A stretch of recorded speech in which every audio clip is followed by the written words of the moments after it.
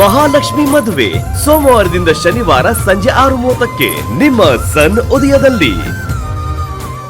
ಸಮಾಧಾನವಾಗಿರೋ, ಈಗಷ್ಟೇ ನೀನ್ ಎಂಗೇಜ್ಮೆಂಟ್ ಆಗಿದೆ. ಇನ್ ಸ್ವಲ್ಪ ದಿನದಲ್ಲಿ ಮದುವೆನೂ ಆಗತ್ತೆ. ಅಲ್ಲಿವರೆಗೂ ತಾಳ್ಮೆಯಿಂದ ಇರೋ. ಆಮೇಲೆ ಆ ಮನೆಯವ್ರನ್ನೆಲ್ಲ ಬುಗುರಿ ಬುಗುರಿ ಆಡಿಸ್ದಂಗ ಆಡ್ಸು ಅಷ್ಟೇ. ಸ್ವಲ್ಪ ಸುಮ್ನೆ ಇರೋ.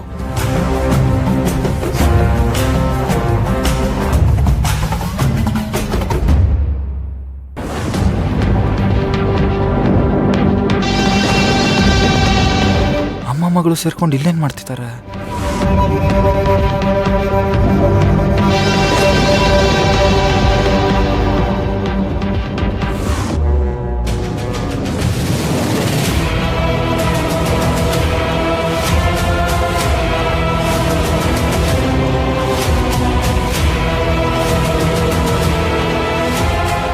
ಅಲ್ವೇ ಮಾಯಾ, ನಿನಗೇನಾದ್ರೂ ಎಡವಟ್ಟು ಮಾಡದೇ ಇದ್ರೆ ತಿಂದಿದ್ದರ್ಗಲ್ವೇನೆ?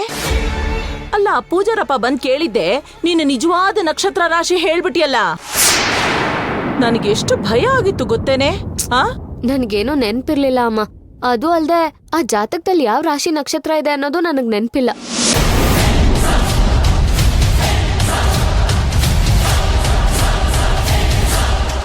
ನಾನು ಇವ್ರ ಮೇಲೆ ಸುಮ್ಮನೆ ಆರೋಪ ಮಾಡಿದ್ರೆ ಅವ್ರ ಬುದ್ಧಿ ತೋರಿಸಿ ತಪ್ಪಿಸ್ಕೊಂಡ್ಬಿಡ್ತಾರೆ. ಅಣ್ಣ ಹೇಳಿರೋ ಥರನೇ ಸಾಕ್ಷಿ ಸಮೇತ ಇವ್ರ ಮುಖವಾಡನ ಕಳ್ಚಬೇಕು.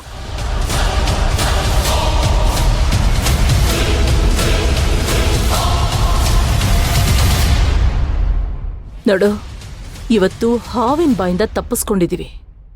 ಆದ್ರೆ ಈ ಮನೇಲಿರೋರ ಹದ್ದಿನ ಕಣ್ಣು ನಮ್ಮೇಲೆ ಇರತ್ತೆ. ಅದ್ರಲ್ಲೂ ಈ ಜಾತಕದ ವಿಷಯ ಅಂದ್ರೆ ಎಲ್ರೂ ನಿನ್ ಬಗ್ಗೆನೇ ಗಮನ ಕೊಡ್ತಾರೆ. ಇನ್ ಮುಂದೆನೂ ನಾವು ತುಂಬಾ ಹುಷಾರಾಗಿರ್ಬೇಕು. ಏನಮ್ಮ ಮಾಡೋದು ಇವಾಗ? ಏನಿಲ್ಲ ಮಗಳೇ, ನಿನ್ನ ರಾಶಿ ಮಿಥುನ ರಾಶಿ, ನಿನ್ನ ನಕ್ಷತ್ರ ಪುನರ್ವಸು. ಮಿಥುನ ರಾಶಿ ಪುನರ್ವಸು ನಕ್ಷತ್ರ. ಇದನ್ನೇ ನೆನ್ಪಿಟ್ಕೋ. ಯಾರು ಕೇಳಿದ್ರು ಇದನ್ನೇ ಹೇಳು. ಅರ್ಥ ಆಯ್ತಾ? ಕಂದ, ನಿನ್ ಹಣೆ ಬರಹ ಬದಲಾಗ್ಬೇಕು ಅಂದ್ರೆ ನಿನ್ನ ಜಾತಕ, ಜನ್ಮಕುಂಡಲಿ ಎಲ್ಲ ಬದಲಾಗ್ಬೇಕು. ಅದ್ರ ಕಡೆ ಸ್ವಲ್ಪ ಗಮನ ಕೊಡು. ಮಿಥುನ ರಾಶಿ ಪುನರ್ವಸು ನಕ್ಷತ್ರ ಹೇಳು. ಮಿಥುನ ರಾಶಿ ಪುನರ್ವಸು ನಕ್ಷತ್ರ ಸಾಕಾ? ಹಾ, ಮಿಥುನ ರಾಶಿ ಪುನರ್ವಸು ನಕ್ಷತ್ರ. ಹಾ, ಸರಿ, ಎಲ್ಲ ಅಲ್ಲೇ ವಕ್ರಿಸ್ಕೊಂಡವೆ. ನಾವಿಲ್ಲೇ ಇದ್ರೆ ಅನುಮಾನ ಪಡ್ತವೆ. ಬಾ ಬೇಗ.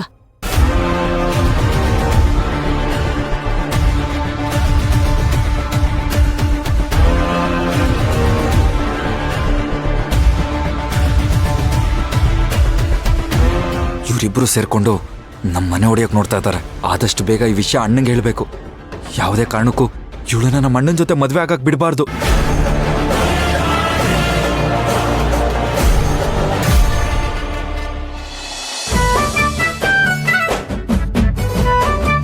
ದೊರೆ, ನಿಶ್ಚಿತಾರ್ಥ ಮಾತ್ರ ತುಂಬಾ ಚೆನ್ನಾಗಿ ಮಾಡಿದ್ಯಪ್ಪ.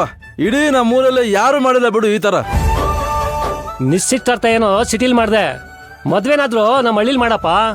ಅದ್ರ ಬಗ್ಗೆ ಇನ್ನೂ ಆಲೋಚನೆ ಮಾಡಿಲ್ಲಪ್ಪ. ಆ ದೇವ್ರು ಏನ್ ಬರ್ದಿರ್ತಾನ ಅದಾಗುತ್ತೆ. ಏ ದೊರೆ, ನೀನ್ ಏನಾದ್ರೂ ಮಾಡ್ಕೊಳಪ್ಪ. ವಂಶಿ ಮದುವೆ ಮಾತ್ರ ನಮ್ಮೂರಲ್ಲಿ ಆಗ್ಬೇಕಷ್ಟೇ. ಹೌದು. ಏ ದೊರೆ, ನಾನೊಂದು ವಿಷಯ ಹೇಳ್ಬೇಕು. ಹೇಳೋ. ಏನಿಲ್ಲ.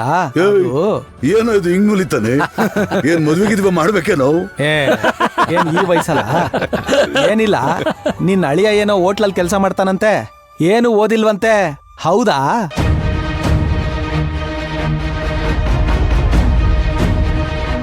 ಯಾರೋ ಹೇಳಿದ್ರು ಇದನ್ನೆಲ್ಲ ನಿನ್ಗೆ? ಹೌದು ದೊರೆ, ನಾನು ಕೇಳ್ಪಟ್ಟೆ. ನಮ್ಮ ವಂಶಿ ನೋಡಿದ್ರೆ ಅಷ್ಟು ಓದಿದಾಳೆ.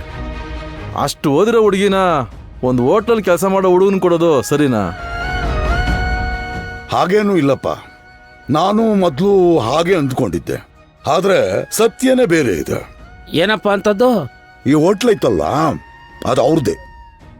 ಈ ಏರಿಯಾದಲ್ಲೇ ಫೇಮಸ್ ಕಣಯ್ಯ. ತಿಳ್ಕೊ. ಅಣ್ಣ ತಮ್ಮ ಇಬ್ರು ಸೇರ್ಕೊಂಡು ಚೆನ್ನಾಗಿ ನಡೆಸ್ಕೊಂಡು ಹೋಗ್ತಾವ್ರೆ.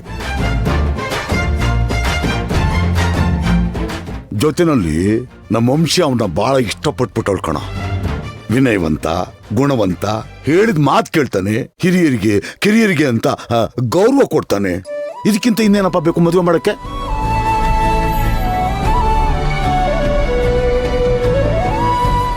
ಅದು ಗಡಿಬಿಡಿನಲ್ಲಿ ಎಲ್ಲರನ್ನೂ ಕರೆಯೋಕ್ಕಾಗಲಿಲ್ಲ, ಏನು ಅಂದ್ಕೋಬೇಡಿ. ಆದರೆ ಮದುವೆಗೆ ಮನೆಗೆ ಬಂದು ಲಗ್ನ ಪತ್ರಿಕೆ ಕೊಡ್ತೀನಿ, ಸಂಸಾರ ಸಮೇತ ಎಲ್ಲರೂ ಬರಬೇಕು, ಓಕೆನಾ? ಓ, ದೊರೆಸ್ವಾಮಿ ಅವರು ಅವ್ರ ಸ್ನೇಹಿತರೆಲ್ಲ ಇಲ್ಲ ಇದ್ದಾರೆ. ಇವ್ರದ್ದು ಊಟ ಆಗಿದೆಯೋ ಇಲ್ವೋ? ನಿನಗೆ ಮಗಳು ಅಂದ್ರೆ ಪ್ರಾಣ, ಇನ್ನು ವಂಶಿಗೆ ನೀನು ಅಂದ್ರೆ ಪಂಚಪ್ರಾಣ. ಇನ್ನು ನಿನ್ನ ಆಸ್ತಿನ 3 ತಲೆಮಾರು ಕೂತ್ ತಿಂದ್ರು ಕರಗಲ್ಲ. ಹೆಂಗೂ ನಿನಗೂ ಗಂಡ್ಮಕ್ಳಿಲ್ಲ, ಮದುವೆ ಆದ್ಮೇಲೆ ಹಳ್ಳಿನಿಂತಂದು ಮನೆಯಲ್ಲೇ ಮಾಡ್ಕೊಂಬಿಡು. ಹೌದು ದೊರೆ, ಇವನು ಹೇಳಿದ್ದು ಸರಿ ಇದೆಯಲ್ಲ, ಮನೆಯಲ್ಲಿನ ಮಾಡ್ಕೊಬಿಡು. ಏ, ನಾಳೆ ಏನಾಗ್ತತೆ ಅಂತ ಇವತ್ತು ಹೇಳಕ್ಕಾಗ್ತತೇನೋ? ನೋಡಿ ಎಂತ ಮಾತಾಡ್ತಾನೆ ಇವನು. ನೋಡ, ದೇವ್ರು ಹೆಂಗ್ ಇಚ್ಛೆ ಬರ್ತಾವನೋ ಹಂಗಾಗ್ತತ್ ಹೋಗು.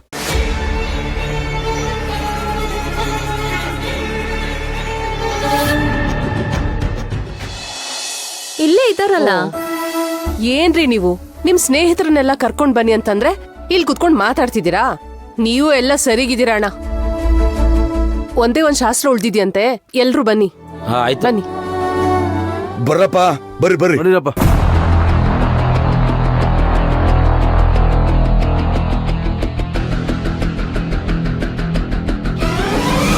ಅಲ್ಲಿ ಈಗ ತಾನೇ ನಿಶ್ಚಿತಾರ್ಥ ಆಗಿದೆ, ಆಗ್ಲೇ ನನ್ನ ತಮ್ಮನ್ನ ಮನೆಯಿಂದ ಬೇರೆ ಮಾಡಿ ಕರ್ಕೊಂಡು ಹೋಗೋ ಥರ ಮಾತಾಡ್ತಿದಾರಲ್ಲ. ಅಕ್ಕನಿಗೆ ಆ ಯಾರೋ ಹಿರಿಯ ವ್ಯಕ್ತಿಯೊಬ್ರು ಸಿಕ್ಕು ಹೇಳಿದ್ ನಿಜ ಇರ್ಬೋದಾ? ಒಂದು ವೇಳೆ ಈ ಮದುವೆ ಏನಾದರೂ ಆದರೆ ನಮ್ಮ ಮನೆ ಒಡೆಯುತ್ತಾ? ಹೀಗೆಲ್ಲ ಆಗೋದಕ್ಕೆ ನಾನು ಬಿಡಲ್ಲ.